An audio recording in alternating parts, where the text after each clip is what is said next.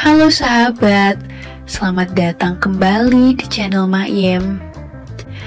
Pada kesempatan kali ini, admin akan menceritakan sebuah kisah menarik tentang seorang keponakan yang mendapat hadiah spesial dari tantenya. So, tanpa berlama-lama lagi, kita simak ceritanya. Kisah ini berawal ketika aku tanpa sengaja mendengar suara aneh dari dalam kamar Jono, keponakanku. Semula, aku mengira itu hanyalah perasaanku saja yang rindu akan kehadiran suamiku yang sedang berada di luar kota. Namun rupanya tidak, itu benar-benar suara Jono bersama pacarnya. Suara itu memang sedikit mengganggu, bisa dibilang memancuing imronku. Aku sungguh tak percaya, apalagi tanpa sepengetahuanku, ia membawa pacarnya ke rumah. Semenjak ditinggal ayah ibunya meninggal beberapa tahun silam, Jono memang menjadi pemuda sedikit beda tingkahnya. Usianya 23 tahun, berbeda 3 tahun denganku. Ayah ibunya tiada karena laka lantas. Dan sepeninggal orang tuanya itu, suamiku Mas Roy yang merupakan paman dari Jono pun membawanya untuk tinggal bersama kami. Awalnya Mas Roy merasa iba padanya karena hanya suamikulah satu-satunya keluarga yang Jono miliki, namun belakangan sikap Jono mulai berubah. Ia begitu bandel, bahkan saking bandelnya suamiku, sampai-sampai geram dan seperti tidak peduli dengannya. Meski begitu aku terkadang juga kasihan, karena walau bagaimanapun, ia juga masih membutuhkan kasih sayang orang tua. Mungkin itu pula alasannya mengapa ia sampai bersikap demikian di rumahku. Aku memang jarang ngobrol dengannya. Ibaratnya, jika Jono sudah masuk kamar, ia enggan untuk keluar untuk berinteraksi. Intinya, Jono ini cueklah dengan situasi di rumah. Aku sendiri menikah dengan Mas Roy saat usiaku 27 tahun. Ia seorang duda dengan tanpa anak dari pernikahan sebelumnya. Usia kami memang terpaut jauh, sekitar 20 tahunan. Itu pun karena aku dijodohkan oleh mendiang ibuku. Karena Mas Roy memang baik pada keluargaku. Singkatnya, beberapa minggu kemudian, aku berusaha melupakan keanehan itu. Dan memang selama itu pula, tak ada kejanggalan lagi di rumahku. Namun, di minggu berikutnya, kepergoklah Jono bersama pacarnya di saat ia membuka pintu kamarnya. Bi, kirain sepi gak ada orang. Jangan cerita pada paman ya. Kamu ini, John, Bibi sendiri kan. Nanti yang gak enak sama pamanmu. Takut dikiranya gak bisa jagain kamu. Jawabku dengan nada sedikit tegas. Jono bisa jaga diri kok, Bi. Bibi gak perlu ikut campur. Lagi pula ini kan rumah paman. Bibi hanya menumpang. Baiklah, John. Kalau memang seperti itu menurutmu, sahutku sambil menunduk. Percakapan itu membuatku serba salah. Aku lantas melangkah pergi ke ruanganku yang berada di lantai 2. Berusaha menenangkan diri dan melupakan ucapan Jono tadi. Sampai pada esok harinya, pagi itu aku bersantai di ruang tamu sehabis jogging bersama ibu komplek lainnya. Tentu saja banyak keringat yang dihasilkan pagi itu. Dengan menggunakan setelan jersey, aku duduk sambil nonton TV. Tak menyadari jika sedari tadi Jono memperhatikanku dari kejauhan. Bibi, pagi ini cantik sekali. habis jogging ya? Aku hanya menoleh terheran, karena tak biasanya ia memujiku seperti itu. Namun, dari sorot matanya, aku paham kemana arah yang ucapannya. Oh ya, Bi, maaf ya kalau Jono kadang marah-marah. Jono harap Bibi paham. Iya, John, Bibi juga sudah lupain yang kemarin kok. Aku berusaha bersikap ramah dan melupakan hal kemarin dan berharap Jono pun bisa berubah setelahnya.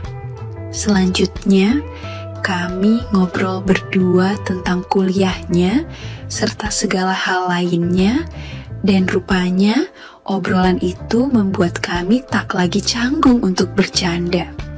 Keakraban kami membaik, dan itu berlanjut hingga suamiku pulang dari luar kota. Tentu saja aku senang. Dan seperti biasa, pada malam harinya aku menunaikan ibadah bersama suamiku setelah lama tak berjumpa. Meskipun pada akhirnya aku sedikit kecewa, karena Mas Roy selalu saja lebih dulu tiba di pangkalan udara daripada aku. Ditambah lagi, saat itu ia kembali menerima telepon dari bosnya yang meminta esok harinya keluar kota. Nasib, gumamku. Setelah kepergian suamiku, aku kembali menjalani hari-hari seperti biasanya. Begitu pula dengan Jono yang juga sama. Di saat makan siang bersama, percakapan basa-basi canda tawa pun terlewati dengan ceria. Aku makin akrab, karena memang di rumah hanya kami berdua. Intinya, saat itu aku berusaha untuk menjadi bibi, sekaligus orang tua yang baik untuknya. Hingga suatu malam, tepat beberapa hari setelah kepergian suamiku. Entah kenapa, saat itu aku merasa sepi dan hampa. Entahlah, aku tiba-tiba merasa kesepian melanda. Bahkan sulit memejamkan mata alias insomnia. Hingga beberapa menit kemudian, tepatnya jam 10 petang, ku dengar suara motor Jono tiba di garasi. Dia baru saja pulang dari urusan kampusnya. Tentunya dia kecapekan. Aku lantas beranjak dan berinisiatif membuatkan teh. Apalagi cuaca saat itu memang wadem-wademnya. Setelah teh selesai, aku melangkah masuk setelah mengetuk pintu ruangannya. John, ini Bibi buatin teh untuk kamu, ujarku. Nampak Jono tersenyum. Namun, yang membuatku gagal fokus justru pada handwork yang digunakan untuk menghalangi hikmah kehidupan dunia. Walah, pikirku, letakkan saja tehnya di sana, Bi. Jono menunjuk meja lalu menoleh ke arahku yang kala itu menggunakan daster seperti biasanya. Di saat aku beranjak pergi, Jono tiba-tiba berkata, Bi, maaf ya, kemarin aku gak sengaja ngintip Bibi sama Paman Skibi di Pau-Pau, tapi aku heran. Jono menjeda ucapannya lalu melangkah ke arahku. Tentu saja aku dag-dikduk. Sepertinya Bibi kecewa dengan solusi masalah Paman. Sambung Jono dengan nada bercanda. Maksud kamu apa, John? Tanyaku. Jono ngerti kok, Bi. Jono kan udah pengalaman. Bagaimana jika... Jono kembali menjeda ucapannya, dan aku paham betul kemana arah ucapannya. Entah mengapa aku menjadi keluh untuk menjawab. Namun belum sempat aku berkata, Jono memberi sambutan lainnya. Hal itu benar-benar jauh dari bayangan. Namun, tak urung aku menyesuaikan saran dan langkah permasalahan. Sampai ketika Jono mengambil hikmah kehidupan dunia fana dan meletakkan pada wadiahnya. Aku cuma bisa ceramah rohani dan komentar meski tak jelas maknanya. Rupanya Jono ini berbeda dengan pamannya. Dia satset dan tak banyak bicara. Hingga waktu yang telah ditentukan telah tiba, pekerjaan serta tugas negara pun teratasi pula. Seminggu berlalu, keakraban kami masih tetap sama. Banyak waktu luang untuk sharing dan curhat seperti sebelumnya. Hingga beberapa bulan kemudian, di suatu pagi, tiba-tiba suamiku jatuh sakit, sehingga harus berhenti dari pekerjaan dan kesibukan kantornya. Aku dan Jono pun membawa suamiku ke rumah sakit. Dan dari keterangan yang kami dengar, rupanya suamiku terkena diabetes dan harus dirawat hingga beberapa waktu lamanya. Seperti layaknya istri pada umumnya, aku merawatnya dengan sabar, bahkan mendampinginya selama 24 jam. Aku tak lagi memikirkan lainnya, karena yang ada di benakku hanyalah kesehatan suamiku saja. 1 minggu di rumah sakit, aku berpamitan kepada suamiku untuk pulang sebentar, mengambil baju dan perlengkapan lainnya. Dan sesampainya di rumah, dikala aku sedang beres-beres, mendadak Jono datang menemuiku dan hal yang mulai kulupakan kembali kualami. Tugas negara, serta penyelesaian masalah kantor, dan lain sebagainya dikerjakan bersama.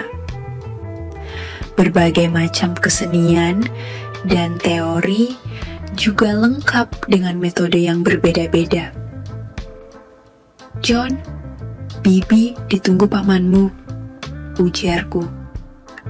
"Nanti kita sama-sama ke sana, Bi." Hingga di akhir tugas pemerintahan tersebut, Jono meletakkan tugas beserta berkas pada tempat yang tersedia. "Kenapa harus di sana, John?" tanyaku. Jono gak sengaja, Bi. Maaf. Singkatnya, sebulan kemudian, pulanglah suamiku untuk rawat jalan di rumah. Selama itu, aku dan Jono merawatnya. Semua berjalan seperti biasanya sampai di suatu pagi. Tak biasanya kepalaku pusing disertai mual. Suamiku yang tahu pun menerka-nerka. "Jangan-jangan akan ada anggota baru." Suamiku tersenyum bahagia. Tentu aku mengerti apa maksudnya. Namun, aku tak menjawab karena bingung. Singkat kata, sorenya aku pergi ke apotek sesuai saran suamiku. Di sana, aku membeli alat tulis kerja untuk memastikan kebenarannya. Dan rupanya, memang benar adanya, aku Halimah, dan kabar tersebut direspon bahagia oleh suamiku. Begitu pula dengan Jono. Namun ketika aku berada di dapur, hendak menyiapkan makan malam, Jono berjalan ke arahku sambil senyum-senyum. "Selamat ya, Bi. Akhirnya aku berhasil juga." Sontak aku terdiam bengong mendengar perkataannya. Jujur, rasa khawatir ngebuatku tak tenang dan kebingungan. Singkat cerita, usia Halimah tersebut sudah berjalan 3 bulan. Selama itu pula, Jono pun rajin menabung deposito banknya. Namun, semua tak berlangsung lama, karena beberapa hari kemudian, hal tak terduga kembali kualami. Keakraban tersebut diketahui oleh suamiku. Mas Roy pun kaget. Bahkan, saking kagetnya ia kembali jatuh sakit dan harus dibawa ke rumah sakit. Hingga beberapa minggu setelahnya, Mas Roy pun harus menghembuskan nafas terakhirnya. Kesedihan dan penyesalan hinggap di hati ini. Apalagi tahu jika akulah penyebab semuanya. Hal yang sama pun dialami Jono. Apalagi setelah ini, ia tak ada saudara siapa-siapa lagi. Setelah pemakaman dan acara pengajian selesai, aku pulang ke kampung halamanku sendiri. Dengan bimbang aku berusaha melupakan kenangan yang pernah kulalui. Berharap di kampung, aku bisa merenungi kesalahanku sendiri. Waktu pun berlalu dan tak terasa 9 bulan kemudian, hadirlah malaikat kecil ke dunia. Aku bahagia karena setidaknya ada yang menemani hari-hariku selama di sana. Alhamdulillah, ucapku sambil meneteskan air mata. Keluarga di rumah pun juga begitu senang dan antusias dengan hadirnya anggota baru mereka. Mereka semua menerimaku dengan ramai, ceria dan bahagia. Hingga sebulan kemudian, aku yang hendak pergi ke pasar untuk berbelanja, mendadak kaget melihat mobil hitam terparkir di depan halaman rumahku.